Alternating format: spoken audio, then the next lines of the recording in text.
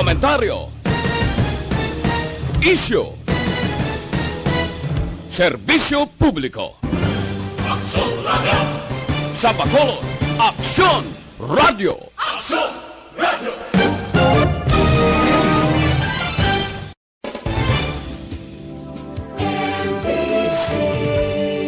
Manila Broadcasting Company.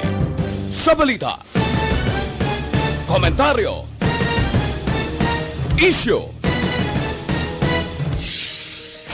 Magadulong sa inyo sang mga nagapanguna nga balita lokal, national, international, sports, kag entertainment. Aksyon! Balita Evening Edition. Kag karon ang inyo news team. Una sa balita, una sa aksyon. Mayong gabi syudad sa Bacolod, Western Visayas, kag bugos nga Pilipinas. Welcome na sa pangalagad sa Aksyon Balita Evening Edition. Karon nga daw Webes, Hunyo 3 sa tuig 2021. Ako ang inyong atag balita, Aksyon Dale Salazar. Para sa mga headlines, una kita sa mga balita lokal. PRO6 nagpasiguro nga wala ginatulugan sang kapulisan ang mga insidente sang pagpaniro sa Bacolod. Bangkay sang retired police nga ginanod sang baha sa hinubaan na nakitaan na. Sa balita national, police nga nagtiro ka nagpatay si Iloy sa Quezon City gain pasakaan na sang kaso. DOH nagapamatok sa pagkakasang face shield sa pampubliko nga lugar. Detalye sa mga balita lokal pagkatapos gid lamang sini. Doktor!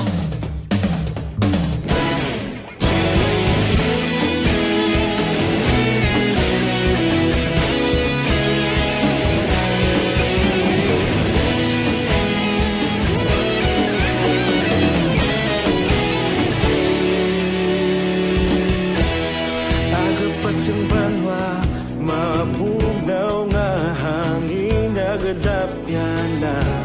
Ikaw nang ginapamati ang amon ginasandigan.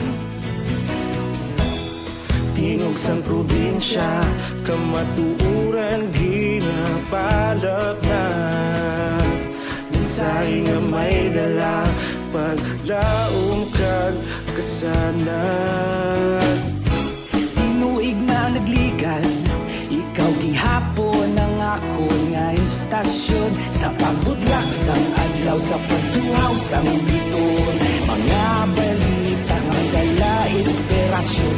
Aksyon radyo, Bacolod man sa gihapon. Padayon Aksyon radyo, Bacolod saludo sa imo. Padayon Aksyon radyo, salamat sa pagserbisyo.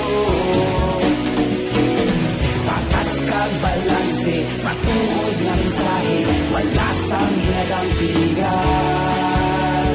Padayon Aksyon radyo.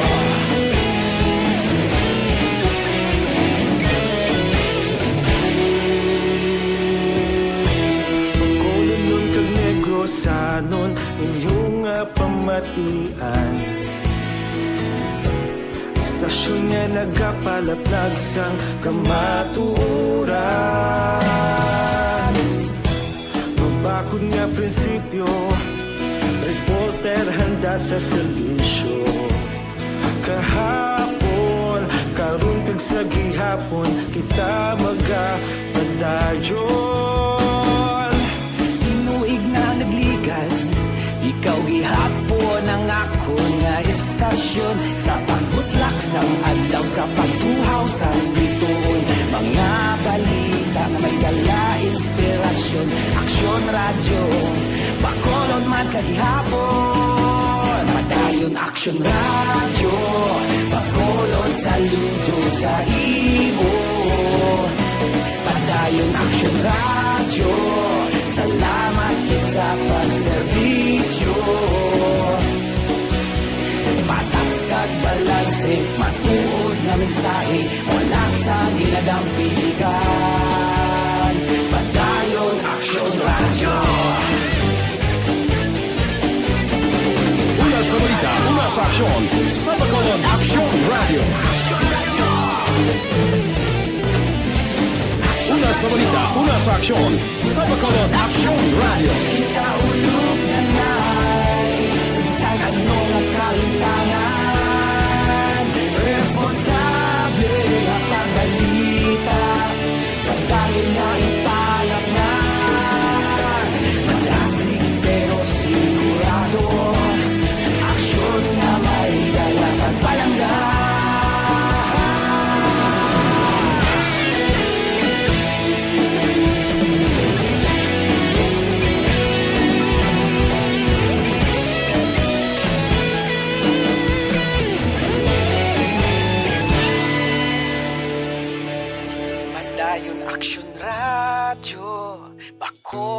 saludo sa imo.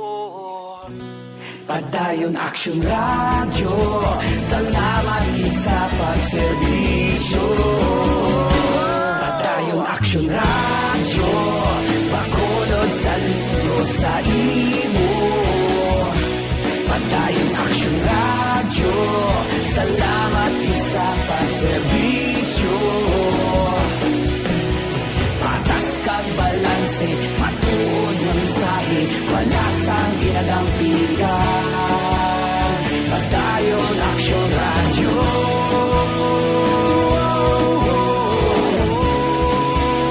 Padayon Aksyon Radio.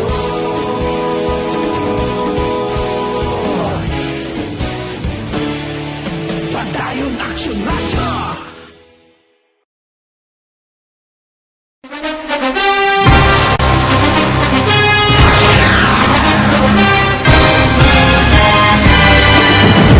Mga balita nga una nabatian, mga impormasyon nga nakaapekto sa pagpangabuhi sang tanan, drama nga naghatag kabuhi sa istorya sang paglaom, paghigugma kag pagpasimpalan, serbisyo nga makatalandog balatyagon kag nagbunga sang pagsanyon, istasyon sang tanan sa sulod na sang 51 katuig, istasyon nga hindi kamupag kalipatan. Pito ka mga kongresista, isa ka gobernador ang araw sa nagkulist sa pedaya yung pamangkot to nagligad para pamaninga linaw wagay sa ngalan wala to naman nga maglapit na lang ang eleksyon pagwa lang kung kayo nga katapos ang media nga mag-report lang sa senaryo kabisan mahatagan kamo tsansa nga makapalayag sa inyo hibubunot batok sa pulis jaya kontra wala niya tsansa mo nagpasarhag na ang kamera wala ang ila counterpart sa Senado nagpabungol-bungol kamuda daw pinagusto lang sa kamera insulto sa Senado. Una sa balita, una sa aksyon, Sabado, Aksyon Radio.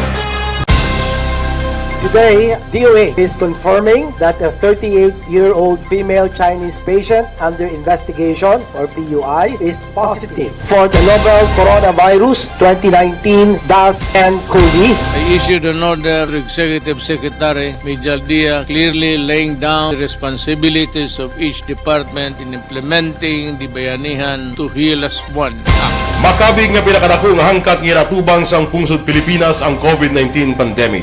Tanan nga sektor ang apektado.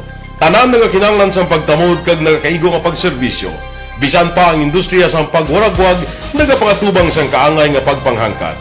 Apang Aksyon Radio Bacolod wala nagbiya sa pagpangalagad sa kahanginan sa pihak sang kabudlayan, peligro kag risgo nga dulot sang pandemya.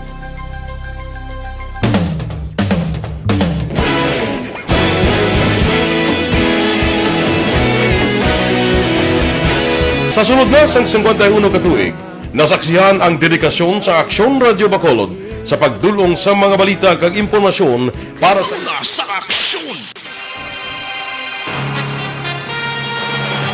Aksyon Radio Philippines, Standard Time las 6:11 kakaron sa detalye na sang mga balita lokal. Nagpasiguro ang Police Regional Office sa PRO 6 nga wala ginatulugan sang kapulisan ang asud-asud nga insidente sang pagpaniro sa Bacolod City. Ginpahayag ni Police Lieutenant Colonel Joy Malong ang spokesperson sang PRO 6. Ang mga nagakatabo sa Bacolod ang natalana nga pagatalakayon sang overnight o oversight committee. Suno kay Malong apisar nga manubong crime statistics sang BCPO subong ikumparar nagdigad nga tuig. Hindi sinima batyaganan sang tawo bangod sa asud-asud nga insidente nga ginakakugmata sang pumuluyo. Gingklaro man sini nga hindi lamang ang bagong mga kaso ang ila gina-review, kundi lakip man ang daan nga mga kaso bangod kabahin ni sa evaluation sa isa ka unit. Naistorya naman ni Malong ang spokesperson sang BCPO, kagin pahayag nga madamos ang anggulo ang ginalantaw nga posible pagresulta sa pagsulbas sang kaso, pero wala sang ebidensya nga direkta makatumod sa mga suspect.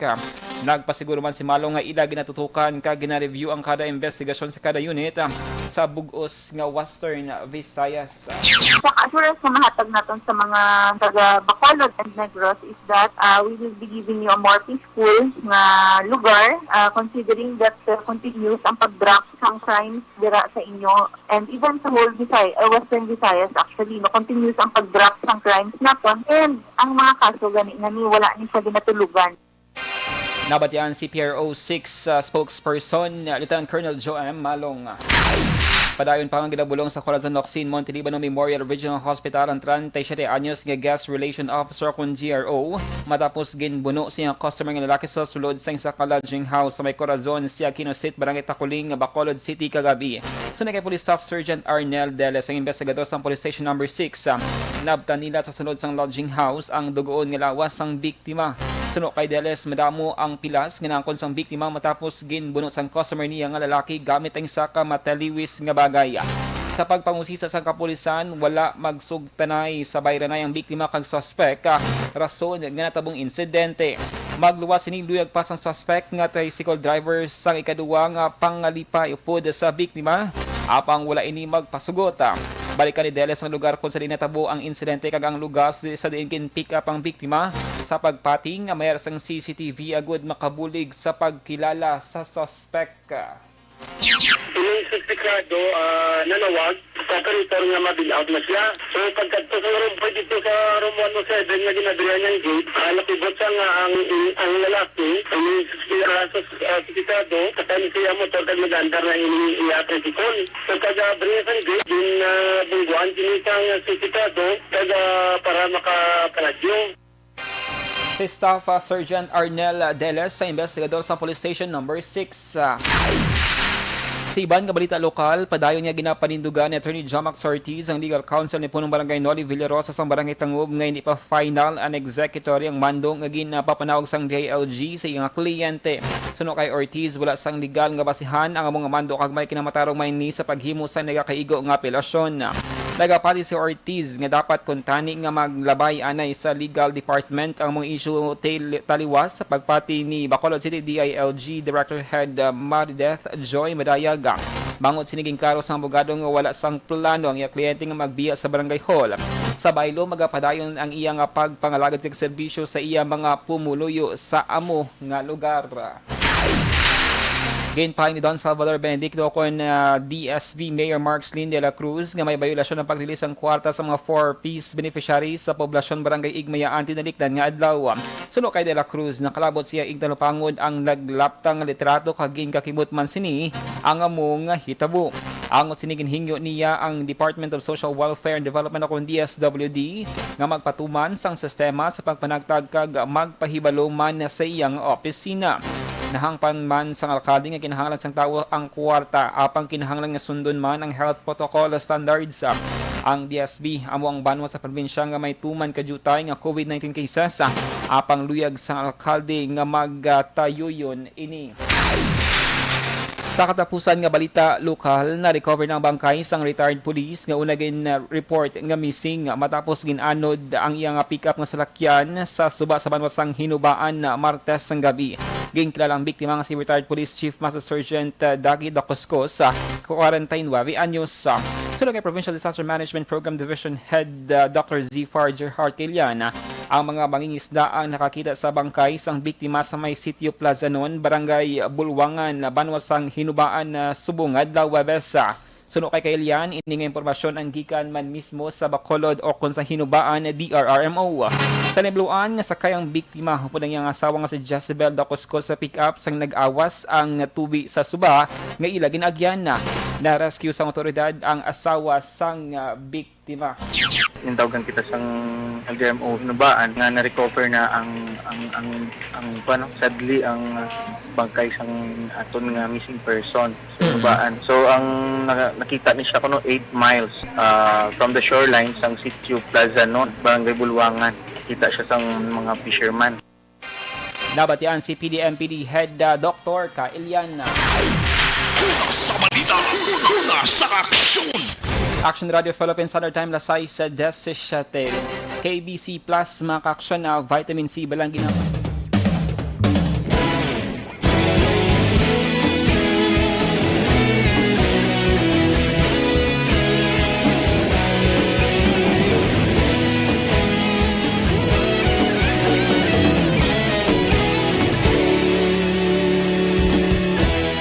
Agapasang banwa, mabugnaw nga hangin nagadapyan na. Ikaw nang ginapamati ang namon ginasandigan. tingog sang probinsya, kamatuuran ginapalap na. Minsay nga may dala, paglaom kag kasanat. Tinuig na nagligan, ikaw gihapon ang ako nga istasyon. Sa pagbudlak sang adlaw, sa pagtuhaw sang biton, mga balita may dala inspirasyon. Aksyon radyo, bakolod man sa gihapon. Padayon Aksyon radyo, bakolod saludo sa imo. Padayon Aksyon radyo, salamat sa pagserbisyo. Patas kag balanse, matuod na mensahe, wala sang ginagampiligan. Padayon Aksyon radyo.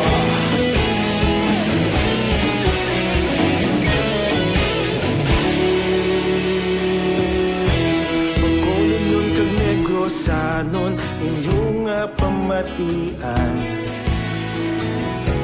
Istasyon nga nagapalaplag sang kamatuuran. Mabakod nga prinsipyo, reporter handa sa serbisyo. Kahapon, karon kag sa gihapon, kita magapadayon.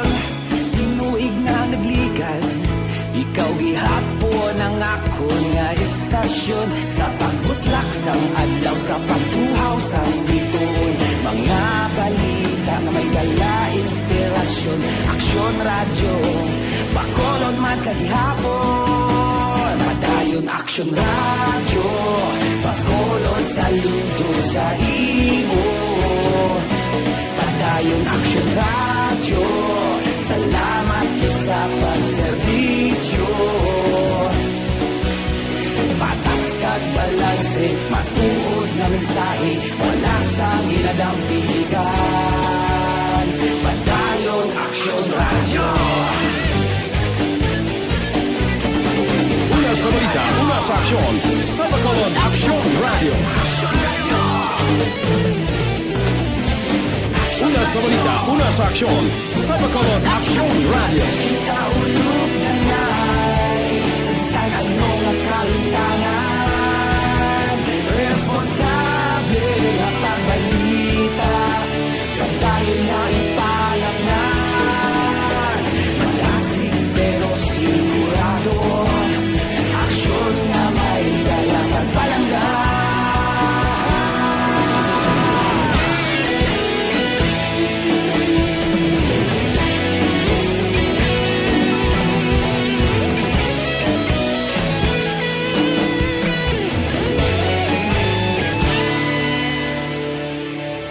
Padayon Aksyon radyo, bakolod saludo sa imo.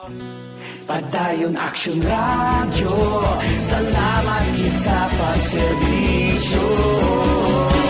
Padayon Aksyon radyo, bakolod saludo sa imo. Padayon Aksyon radyo, salamat gid sa pagserbisyo.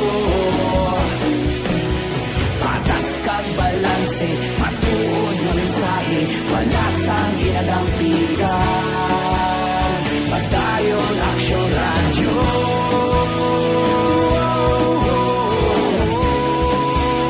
Padayon Aksyon radyo.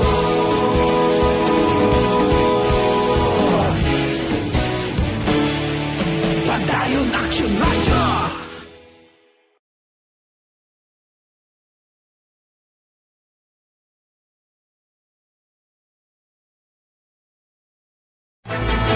Do not just throw away questions and statements. Kasma ng aton siling Facebook page, pagiya sa Aksyon Radio. Ladies and gentlemen, this is Aksyon Radio Bacolod. Aksyon Radio Bacolod, #1. Nagpanguna ang Aksyon Radio Bacolod sa pinakaulihing survey sa Nielsen nga kakuha sa commanding radio station share para sa fourth quarter sa tuig 2020. Kami nagapasalamat sa aton mga kaaksyon sa padayon nga pagsalig kag pagsuporta. DYEZ Aksyon Radio Bacolod, number 1 with 40.10% radio station share. Number 2, Bombo Radio, 38.70%. Number 3, RMN Bacolod, 14.50%. Aksyon Radio Bacolod, number 1. During this crisis, the result of the survey proves that Aksyon Radio Bacolod serves the public best and will continue to give you the best broadcasting activities. Lasay sa 23 Aksyon Radio Philippines Sunday kagkaroon sa detalye na sang mga balita nasyonal. Ginpasaka ng kaso nga murder kag kaso administratibo bato kay Police Master Sergeant Hensi Zinampan ang pulis nga nagtiro sa 52 anyos ngiloy sa may syudad sang Quezon.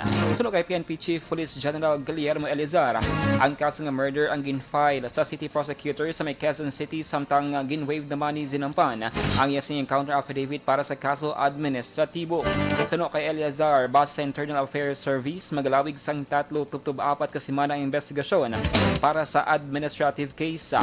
Lunes ang gabi sang nakuhaan sang video ang pulis nga ginaligar hubog nga nagtiro sa biktima nga si Lilibeth Valdez.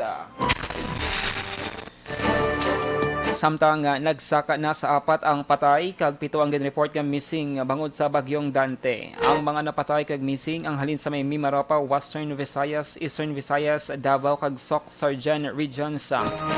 Sunod sa NDRRMC, padayon sa karon ng search and rescue operation sa mga missing nga tawo. Sa record naman sang Department of Public Works and Highways sa DPWH, nagdangat sa 269 milyon ang balor sang kahalitan sa infrastruktura bangod sa malain nga panahon. Ging kakasama ng tanan nga tropical cyclone wind signals apisar nga na maintenance ang bagyo Dante. Ang kakusugon sinisamtang padayon nga nagahulag northwestward padulong sa West Philippine Sea. Sa dugang pang balita nasyonal, agin pahayag ni Health Undersecretary Francisco Duque III nga hindi pa oras agud kakasona ang pulisa nga nag-require sa pagsuksok sang face shield sa pampubliko nga lugar. Bangod, manubo pa ang COVID-19 vaccine coverage sa Pilipinas. Ginhimo ni Duque ang palayag matapos liwat nga ginapilar ni Manila Mayor Isko Moreno sa gobyerno nasyonal nga hindi na pagpadayunon pa ang pag-require sa publiko nga magsuksok sang face shield. Bangod ini ang panahon nga kinahanglan may adjustment ng himuon sa mga pulisa. Suno kay Duque, wala man sang problema sa operasyon ni Moreno apang mas maayo ni muon kun malapan ng coverage sa vaccination sa Pilipinas. Ginpahayag man sang Health Secretary nga hindi pa pwede subong bangod yara pa lamang sa 2% ang 2-dose vaccination coverage bangod man sa kakulang sa supply sang COVID-19 vaccine. Tubtob Mayo 30, masobra na sa 3.9 milyon pa lamang ka mga tao ang nabakunahan kag kinahanglan pa babakunahan ang 58 milyon ka mga persona ilabi na sa mga COVID-19 hotspots tubtob bulan sang Nobyembre karon nga tuig.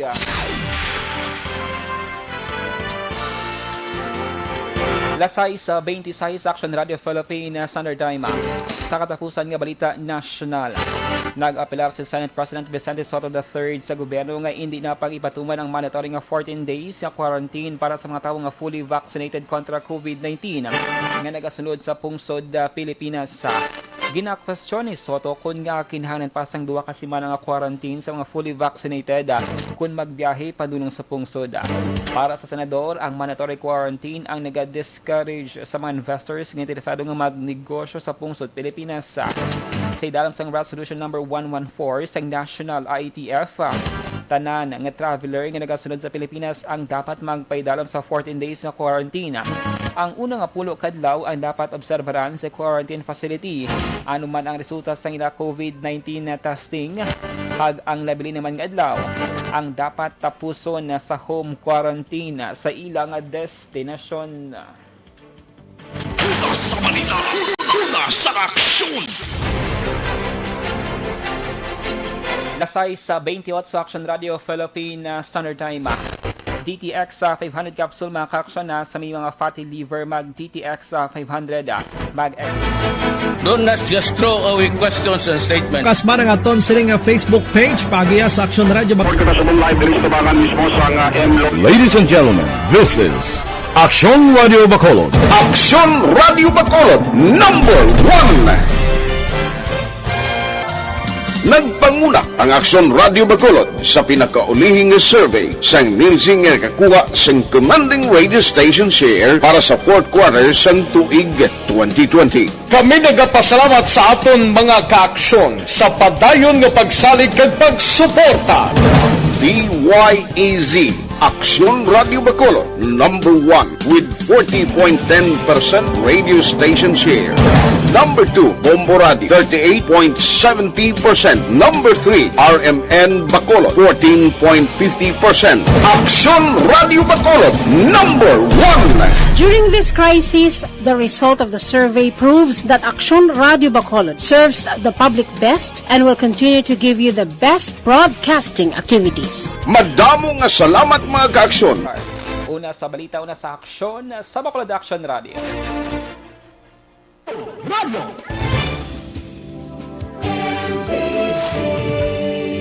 Manila Broadcasting Company.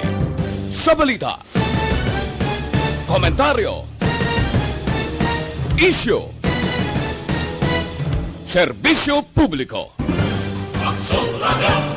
Sa Bacolod, Aksyon Radio.